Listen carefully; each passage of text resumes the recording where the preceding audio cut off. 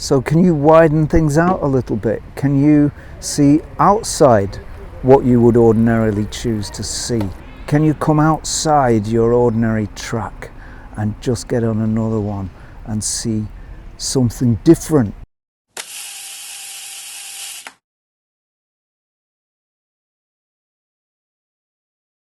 Hello everybody, welcome back to another episode of Zenography, and today we're going to talk about, we're going to talk about the creative process. That's what we're going to talk about. There it is, nice and clear in a nutshell.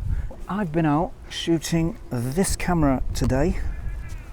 This is one of my favourite cameras. This is the Olympus OM2. It's got the lens cap on at the moment, but if it hadn't, you'd see I've got the 100mm f2.8 lens on there. One of my favourite lenses and one of my favourite cameras, and I love shooting it. But despite all of the cameras and lenses that I've shot recently over the past couple of years, and it must run into hundreds, I would think, by now, certainly a lot of equipment I've tested. Despite all that, I have to say it's the photographer that makes the shot, not the kit. The kit is secondary. Let me go to my notes. I've got to read this all from notes, you know, I can't remember all this. I'm getting older. Now, when you pick up a camera, you become an artist. Does that sound a bit pretentious? I don't know. Maybe it does sound a bit pretentious, but nevertheless, it's true. When you pick up one of these picture making machines, you become an artist because you're making images, you're making art. An artist has a very special place in the world. An artist can do stuff that other people can't do. An artist can look into nothing and bring back something. An artist can make something where there was previously nothing, and that's quite a trick to do. Not everybody can do it, and when you pick up a camera to make images, you become an artist. So you're going to need some way to access the creative process. Now, maybe that too sounds a bit pretentious, but it's true. An artist needs access to that special process, which happens, I think, outside of ordinary thought. It's a different thing to ordinary thought. You cannot think a creative piece into being. You can't consciously construct a truly creative piece that comes from truth. Sure, you can knock something together. You know, a musician can knock something together to order. A writer can write something to order. A photographer can shoot something to order. But those are different things to genuine creative pieces that are created by looking for some sort of integrity, some sort of artistic truth, and that happens, in my opinion, outside of the ordinary way of thinking. It's a different process, it's a very special process, and everybody has their own way to induce it. I think it was the ancient Greeks who used to talk about the muses. I think 3 goddesses who would, if you could manage to get in contact with them, would give these things to you, fully formed from the brow of Zeus, as it were. But there again you can see a recognition that this is not ordinary thinking. This happens in a different place to thought. I've heard, I don't know how true it is, but I've heard that Mozart, for example, the composer Mozart, used to have a red handkerchief which he would fold into squares and various different shapes when he was composing. That was his little tool to get into the groove, as it were. I'm going to tell you my thoughts on how to achieve that. There's no formula, everybody does it differently. These are my thoughts. You need a quiet mind.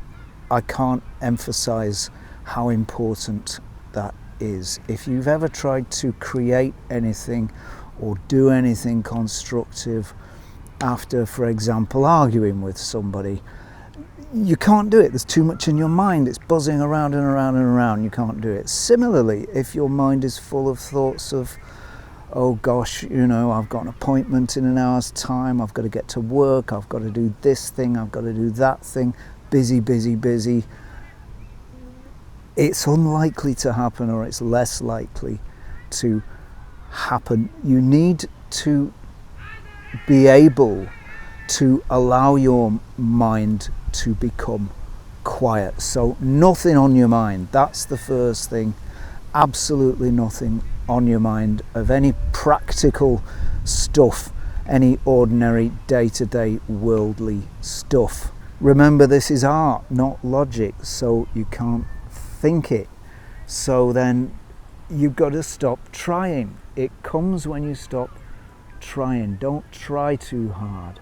Don't think too hard. Don't make decisions too hard. Don't try and force it. It comes when you stop trying.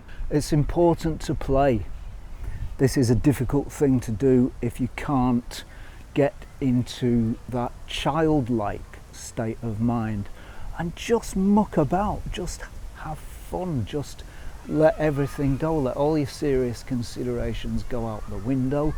You're no longer a doctor, a banker, an accountant, a civil servant, an actor, goodness knows what you might be. But while you're doing that, while you're trying to find play, let all your serious life go. Otherwise you won't be able to do it.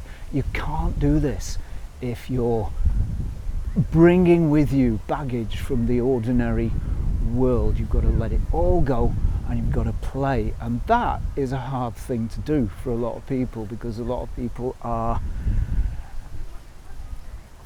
what can I say, so much habitually in their ordinary lives and having the concerns of their ordinary lives that they just find it impossible to play. And that's a real shame, because without that ability, you're not going to get in the creative state, at least in my view. I just don't see how it can work. Remember the thing that remember what we call the thing that actors take part in. That's not called a serious dramatic presentation, is it? That's called a play, right? And it's called that for a reason. It's because to create it, you have to play. It's preserved in the language, you see. Same thing with musicians. What do we call the thing that musicians do? We call it playing. Again, recenter this thing. Again, it's preserved in the language. It's understood, culturally understood, if we look at the language. So it's vitally important to be able to drop all your serious associations. It doesn't matter how important you are in ordinary life. Let it go. Become a child, have a lark, muck about, play around, have fun, and above all, do not be serious. Experimentation is absolutely key to this process, as well as being frankly slightly mysterious creative process. This is also a practical process. You've got to do the actual practical stuff to achieve your shot and to achieve that creative state and to achieve the look you want. So you've got to experiment, and to do that you've got to give yourself a bit of freedom, because experimenting involves taking risks, right? If you experiment, you risk failure. If you stick to your ordinary stuff, your ordinary shots, you know, pictures of Auntie Maggie or whatever it might be, that's fine. But you're not experimenting, you're not going to find a different way to do things, you're not going to find a new way to do things, and you're not going to find the key way in, your own key way in to this creative process. You're not going to learn, you're not going to develop, you're not going to progress. So take risks. Experimenting, as I've very often told people, means that you might fail. So what? It doesn't matter. If you make a crap shot, okay, you make a crap shot. I've made thousands, probably tens of thousands of utterly garbage shots. But I think I've made a few nice ones as well. I don't know if they'd win any awards. I've never tried to win any with them. But, you know, I think that a few of them look kind of nice, and I'm quite pleased with much of the work that I've done. But, you know, you will create rubbish, you will shoot some rubbish, so give yourself that freedom. Only by allowing yourself to do it wrong can you come to doing it right. Now, the key to much of this, or one of the keys to much of this, is learning to see, and by that I mean two things. Firstly, you've got to see, or learn to see, like a camera sees. Well, what does that mean? A camera doesn't see anything. A camera is just a machine. The only part of a camera that sees anything is your eye. So how do you get to learn how a camera sees? Well, you've got to consider that a camera is not selective. Your vision is. Human vision is... Oh, time for a sit down. Oh my goodness gracious.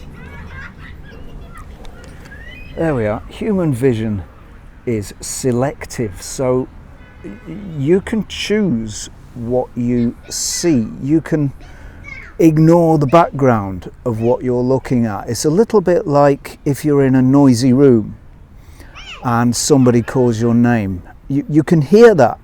You can focus in just on that one stream of sound, that one person calling your name, above all the other chatter and raucous stuff that's going on. Well, that's how your vision works as well. So we do sort of hone in and block out everything else that we see.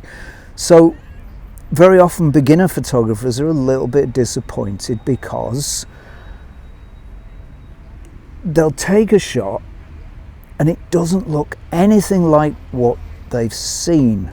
And that's because they've not asked themselves how the camera is going to see this. What is it that I've actually seen? What attracts me to it? How do I see it? What's the configuration? What's the composition? What artificial image that I can make with the camera, and this is artifice, what artificial image that I can make with the camera will bear comparison to what I actually saw. And that's what I mean by learning to see how a camera sees. Consider how you can foreground your subject. It might be by composition, for example. You might arrange the elements of the image in a certain way. Or it might be by use of depth of field, shallow depth of field, for example. That's very, very good at focusing attention on a subject. So that's a really important thing, is learning to see like a camera sees. The other part of learning to see is just learning to see. Just slow down. Look around you. What can you see? What is interesting in your visual field? What are the interesting shapes? What are the interesting colours and forms? What is there around you exactly? Most of us don't see what's around us. Most of us, you know, walk around and we don't really see much of what's going on. We don't see much of what's there, and you can see that by the differences in things like police witness reports. Witnesses will often differ very, very markedly in their reports of what they've seen. And where was I going with this? That's because people see different things. People pick out different elements from the visual field around them and they hone in on them, and that's all that they can see. So can you widen things out a little bit? Can you see outside what you would ordinarily choose to see, what you would ordinarily select as your view of the world? Can you come outside your ordinary track and just get on another one and see something different around you? And my gosh, you will see it if you look for it. There are, of course, some formal rules to photography, and they're rules that are shared in art as well, certainly in traditional art and also in filmmaking, and they're good guidelines for any of the visual arts. Learn them, study them, find out what they are, learn them and use them. Learn the rules of composition, for example. Learn how to use colour, learn how to use light, learn all of the formal rules really, really thoroughly, and use them at all times until you know them so well you don't have to think about them anymore, and only then can you break them. Does that make sense? Learn the rules first, very, very thoroughly, then you can break them, then you can go outside of them, then you can act with reference to them. Otherwise, you're a naive photographer and a naive artist. You may well have some natural ability, you may well make some great images, but you probably won't make as many great images as you would if you learn the rules and then allow yourself to break them. The rule of thirds, for example, is a really, really effective rule. Check it out. It's where you divide your frame into lines here and across there. That didn't illustrate it at all, but you actually divide your frame into third lines horizontally and vertically and place your center of interest on one of the intersections of those points. It works every time. Look at any image you like, you'll find it's almost always used. When you know that rule, then you can start to play around with it. Then you can start to fool about and see what it is that you're doing and help to find your own artistic and creative vision. So learn the rules, then break them. Use equipment that you're really familiar with. If you're not familiar with your equipment, get familiar with it. You need to be able to use this stuff in your sleep. It needs to be totally familiar. You need to know exactly where to place your fingers for the controls. You need to know exactly how the camera performs in various conditions. Once you know a camera thoroughly, then you really can start using it well, because otherwise what's going to happen is you're going to be overloaded with thinking about the equipment rather than the actual image. And that's why I sometimes like to use point and shoots, because you don't have to do any of that stuff. You don't have to think about where the controls are, how you do this, how you do that. Because I use lots and lots of cameras quite regularly, it's hard for me to really fully and thoroughly get to familiarity with any one of them. So point and shoots are really good for that. They're really great for just shooting and not having to think about anything. And there's no reason why you can't use one. There's no reason why you shouldn't do that. There's no reason why you shouldn't shoot in auto. What we're thinking about here is knowing your equipment really, really thoroughly, so you don't have to think about it, so you've got energy left over, or rather all your energy can go into actually creating your images. I seem to have wandered into the middle of a park. Hold on. We've got lots of events going on here today, by the way. Lots of cricketers, lots of cricketing, lots of jolly old stuff going on. Let's do a 360 shot. Not so much happening over there, or here, or here. And there's some cricket. Right, I better not walk through somebody's cricket game, or I'm either going to disturb the game or the ball is going to disturb the side of my head, so that wouldn't do at all. Right, what next? I hope you're enjoying this. This is all good stuff. You won't get this stuff anywhere else but Xenography, probably. One thing I should say, two things I should say actually. The first of them, and this may not make sense together with everything else I've been saying, but I'm going to say it anyway because I think it's important. Don't try. Just stop trying. Don't try and force it. Don't try and make it. Don't try and create it. Don't try and construct it.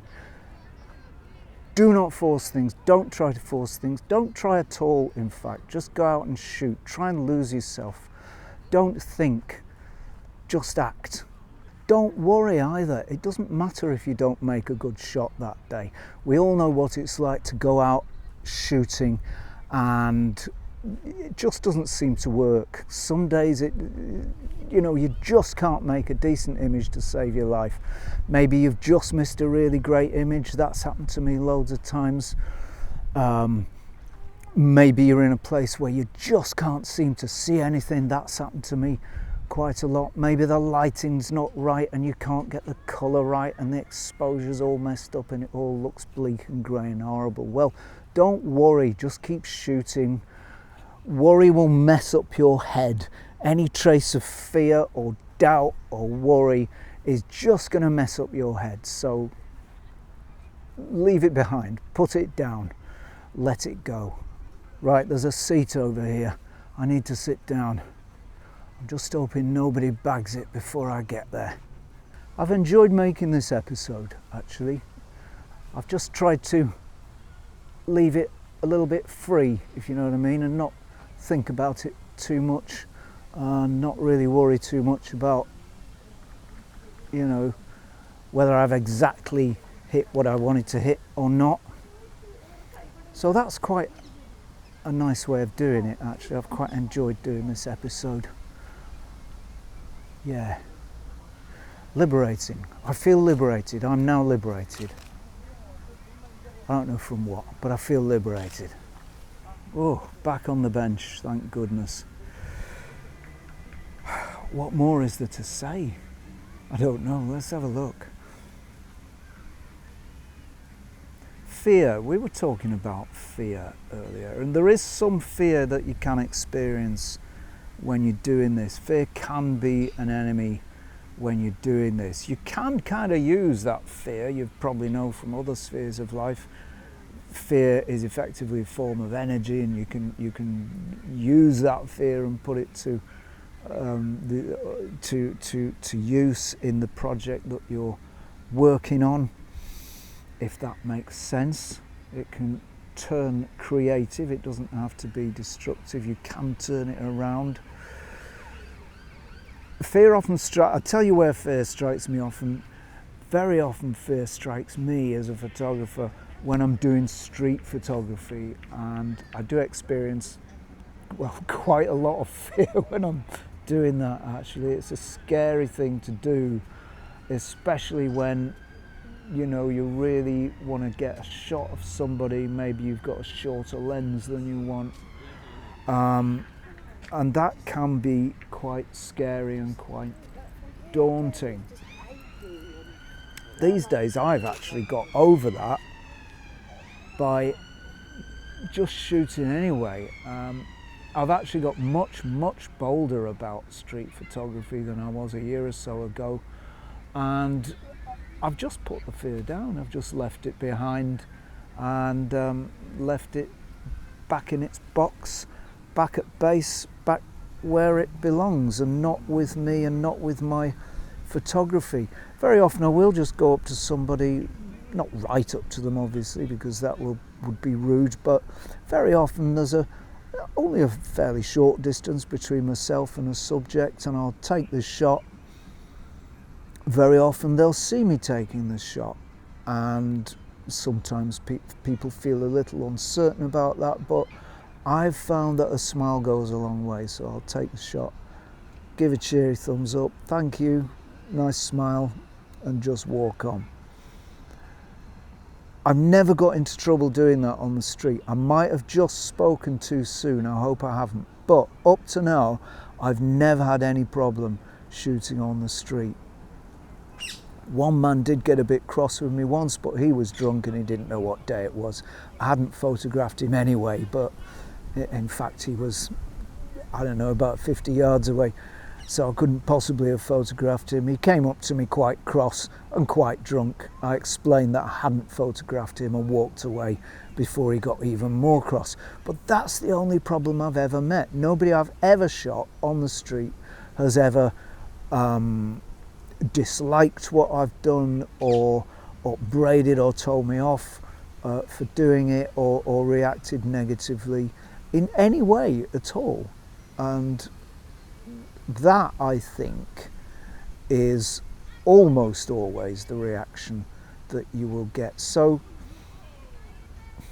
if you're feeling scared, I can understand that, but the only cure for that is take the fear, put it down, leave it behind. You don't want it. It's no use to you. So just do the thing anyway. What's the worst thing that could happen? Well, you might get a sock on the nose, but that's almost impossible. I don't know any photographer that's happened to. So there we are. By the way, if you are shooting people, go into cities. People in the suburbs don't like to be photographed. And I don't think my recipe for just put the fear down and shoot is going to work in that situation. You do need to be in an environment where people are happy to be photographed and will meet you halfway. The suburbs are not that place, cities are. Excuse me, mate. Yeah. There's a case on there, I don't know if that's yours or not. A what? A case. Oh, is there? Yeah, it might be yours. Oh, what, on that bench. On the next bench? Thank you, it probably is. Thanks very much.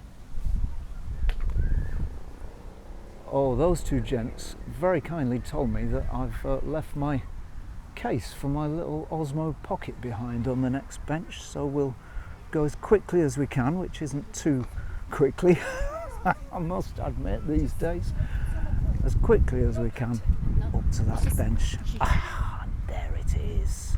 Jolly good. I thought that was lost.